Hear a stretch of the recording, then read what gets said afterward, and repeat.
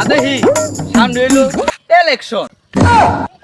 আরে চেয়ারম্যান সাহেব ওটা ইলেকশন হবো না, ওটা হবো ইলেকশন। আরে যা হইলো হইলই, আমি হইলো এলাকার নেত্রী।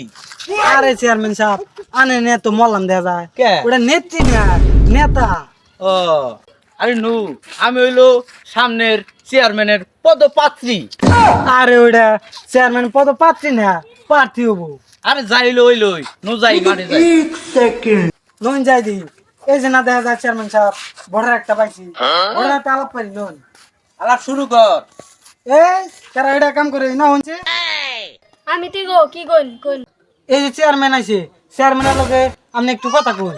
চেয়ারম্যান সাহেব কি কবেন তাড়াতাড়ি কোন চিন্তি, আমার কাম আছে মাড়ি। এই হন, কাম আছে, কাম করবি পরে। সামনে হইলো ইলেকশন, আমারে ভোট দিবি। ভোট না দিলে বাড়ি ঘরে আগুন ধরাই দিবি।